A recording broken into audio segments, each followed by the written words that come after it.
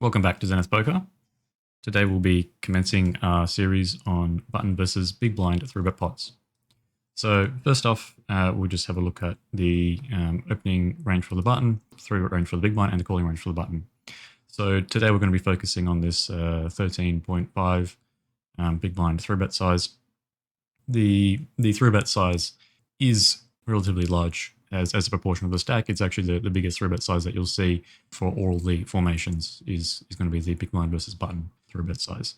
Against earlier positions, the big blind 3-bet's slightly smaller on average, and obviously the small blind will be 3-betting slightly smaller than the big blind. And because of this large 3-bet size, there's a associated polarity in the 3-bet range. So consider the value component of this range, looking at it. You've got pocket nines, tens, jacks, queens, kings and aces, sort of the ace, king and ace, queen component, a little bit of ace, jack suited, king, queen suited. So if you consider that component of the range is as the value component and the remaining hands to be bluffs, the big one here is a very, very polar 3-bet range. And that's reflected in the 3-bet size. The reason why the big blind has a polar 3-bet range is because that ends up maximizing the amount of value that you get from the calls and reduces the stack to pot ratio when you're out of position in the 3-bet pot itself. And basically just growing the pot now pre-flop before anything else changes. And on average, these pocket pairs, these big Broadway hands and these slightly weaker suited Broadway hands in terms of ace, jack and king, queen, do very, very well against the button calling range and also do reasonably well against the button 4-betting range as well. So looking here, 13.5, big blinds is the 3-bet size, and this is the button calling range. Buttons folding pocket twos, partially folding some of these lower pocket pairs, folding some of these suited and connected hands such as 9-8 suited, 8-7 suited, 5-4 suited. These weaker aces are folding at a reasonable frequency. These offsuit hands are folding at a reasonable frequency. This overall sort of continuing range is slightly tighter than the previous one, which we never looked at in terms of the small blind versus button 3-bet pots. And also we start to see the button flatting pocket aces here, which is something that happens when the stack to pot ratio gets very low. Aces starts to become pretty good as a trap when the stack to pot ratio gets low enough. But here at this stage with this 3-bet size of 13.5, you get some traps. If we look at some sort of different 3-bet sizes, slightly smaller, you don't really get anywhere near as many traps, only at 2.76% for aces there for this 12.13. But if you go up to 14.88, you start to trap about half the time. And that's because here the minimum raise allows the button to continue closer to sort of jam or fold, just ripping it in or continuing with hands that have a decent amount of equity against the min 4-bet. And so it's kind of ending the hand a little bit too early, right? So you get 5 bets pre-flop, but potentially by calling you can get an additional bet both on the flop and then on the turn on the river. So you might even be able to get 6 bets total with pocket aces if you allow for post-flop play with pocket aces. Pocket aces doesn't really get outdrawn very easily. So, and with the stack to pot ratio being as low as it is, aces will happily get the money in on basically every flop. If the flop is sufficiently dry, you can just call down 3 bets and basically be able to stack off against a wider range than if it goes for this min 4-bet. Okay, so let's plug some of these ranges into Equilab. So let's go copy range, and we'll look specifically, copy that range for the big blind, and we're going to copy the calling range here for the button, and we'll just have a look at the overall equity. Overall equity is slightly higher for the big blind. It's kind of what you would expect the big blind to have slightly more equity than the button because they're the pre-flop aggressor. They got all the strong hands, and the button basically will have 4-bet the vast majority of their strong hands pre-flop, and so that leads to that equity edge being slightly better for the big blind. We'll take a look at the overall equity. So this is all the hands in the big blind's range against the hands in the button's range in terms of this heat map. Obviously, the value component you can see pretty clear. Is these hands with more than 50% equity, but out of position, you could sort of say that a value hand needs to have even more than that to be clearly a value hand, right? So pocket nines, tens, jacks, queens, pretty obvious these big pocket pairs are value component. Ace, king, and ace, queen, fairly clearly a value component. Pocket eights, ace jack suited, king queen suited, they're sort of a little bit in between. King queen suited does really well in the 3-bet pot because the button always 4-bets ace king.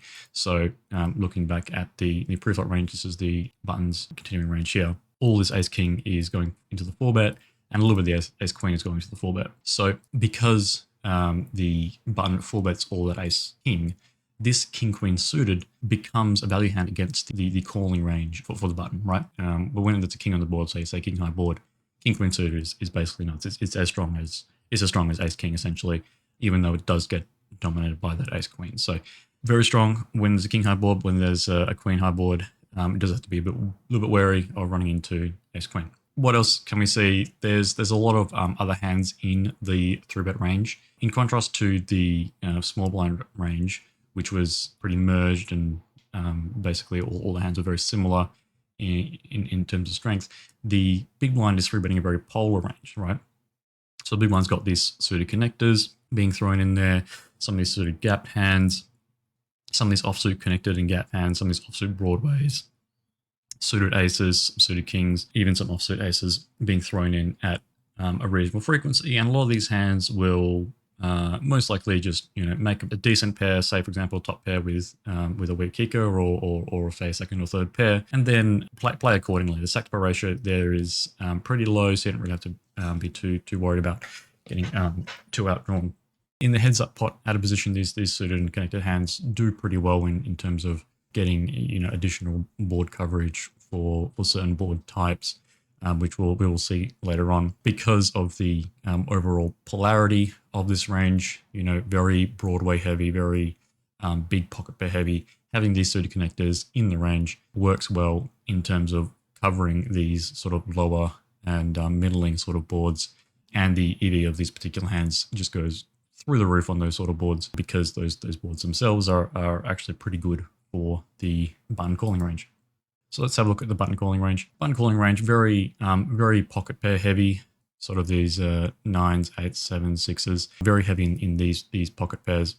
Not so many suited connected hands. Somewhat of a mistake to be calling too many of the suited connected hands, mainly because these suited connected hands actually start to block a lot of the bluffing hands, and they don't draw too well when the stack pot ratio gets really low. In contrast to out of position, you can sort of use it as a 3-bet bluff and then sort of give up if you miss, or if you make a decent draw, you can basically keep betting. Here in position, they will have difficulty defending against some of the stronger Broadway type hands that the big blind is using. So very pocket pair heavy, but also very, very suited Broadway heavy. So a lot of these suited Broadways and suited 9s, ace queen offsuit, king queen offsuit, ace jack offsuit, similar to what was in the buttons calling range against the small blind 3-bet. Very low frequency of sort of king jack, ace 10, king 10, and some of these suited aces, right? Suited aces doing a little bit better against this polar 3-bet range than you might expect, right? Plopping top pair against if you've got something like ace 8, ace 7, you flop top pair, it's going to be difficult for your opponent sort of king 10 or something to outdraw you. And obviously these hands will have about 30% equity against a hand like kings, queens, jacks, which is going to be the bulk of the big blind 3-bet range. So having suited ace is nice because it can outdraw some stuff. And then when the stack to pair ratio gets pretty low, even though there's an ace on the board and you're worrying about ace king because you don't have any ace king, it is important to have decent coverage when there is an ace on the board. All right, while we're here, we'll look at just a slight continuation against the overall 4-bet. Facing min 4-bet, the big blind will be basically continuing with a lot of their suited hands, which made the 3-bet. It's a very small 4-bet. Facing a 4-bet slightly bigger, you can fold a lot of these suited hands, and this is sort of also where some of these suited connected hands they do reasonably well in when facing a 4-bet, just because they can draw to a decent draw and then sort of stack off accordingly. Even though the EV for calling sort of these hands is relatively low, it is still sort of plus EV to be continuing, and then you end up getting sufficient calling range against the min 4-bet. Aces dropping that out of position. The hands which sort of just rip it in, a lot of this ace king and these bigger pocket pairs. Basically, the value component of the 3-bet range becomes the 4-bet jamming range with the exception of aces and to a lesser degree 10s, 9s. And then you have some additional bluffing hands being thrown in there, such as the king queen suited, ace 4, ace 5, ace 3, ace 2. The button having a polar 4-bet range will basically just continue with the value component of that 4-bet range, which is the 10s plus an ace queen. Even though sort of 10s here doesn't really go for that min 4-bet at a very high frequency, choosing to jam more often, some of the ace king offsuit, ace queen offsuit, jamming instead of going for the min 4-bet. Looking at some other sort of lines, if the big blind 3-bet's a little bit smaller, right, we see that the aces is being 4-bet at a full frequency instead, and all these suited aces are basically continuing, with the exception of ace 2 suited, which sometimes folds, but mostly goes for the 4-bet. A lot of these suited Broadways are continuing well in position, and the suited connectors, as we can see when the stack bar ratio gets shorter, they just don't play as well. So they're being folded out. And also they block potential bluff candidates in the big blind's range, right? Looking here, the big blind itself is going to be wanting to be 3-betting a bunch of these hands, ace 7, ace 6, ace 5, king 6, 10 6, jack 7. So when facing the 3-bet, even though these hands will have a decent amount of equity against sort of Broadway type hands, they will be dominated by the bluffing component of the big blind's range, which is not really a component in the small blind's range, because the small blind needs to be much more merged. These aces, they're folding, but these suited connectors are continuing more often. Why is there this difference between the continuing range against the big blind 3-bet compared to the small blind 3-bet? It's because of the hands that make up the bluffing component of these ranges. These suited connected hands don't get dominated by as many potential bluffs in the small blind's range. They do get dominated by and block potential bluffs in the big blind's range. On the other hand, a lot of these suited aces will do very well against the bluffing component of the big blind's range, right? These suited aces will be able to end up dominating some of these weaker jack 7, 10 7, jack 6. So you end up being ahead of the bluffs, even though you do slightly block them, but you also block a lot of this ace X component. So when you're facing sort of these small 3-bet continuing with all these suited aces against the big blind is better, because the big blind is relatively polar and they don't have as much big ace X compared to the small blind's range. Here they've got a lot of ace jack offsuit and ace 10 offsuit, which is not a big feature of the big blind's 3-bet range, right? Looking here at the ace 10 offsuit, calling, almost 90% of the time, ace jack offsuit calling about half the time, right? So there's not as much big ace X in the big blind's 3-bet range. So when you've got a suited ace, you've got a lot of equity against a pocket pair, right? You end up dominating some bluffs. And so you can continue at a higher frequency against the big blind than you could against the small blind. On the other hand, when you've got a suited and connected hand, suited connector, you end up blocking bluffs and you end up dominated by bluffs, which you're not in the small blind's range. And those suited connectors do a lot better against those big offsuit Broadway hands in the small blind's range here. Right, the suited connectors do well against this component here, which is the main bluffing component in the small blind's range. They do poorly against sort of jack 7, 10 7, jack 6, king 6, because they get dominated. Okay, so that's a bit of an overview of the pre-flop strategy for both players in the big blind versus button configuration. And in the next few videos, I think we'll be starting off by looking at the connected boards, starting off with connected low and moving up to connected mid and connected high, and then we'll go from there. So I hope to see you in those next videos, and I hope you learned something from this video, and I'll see you all later. Bye now.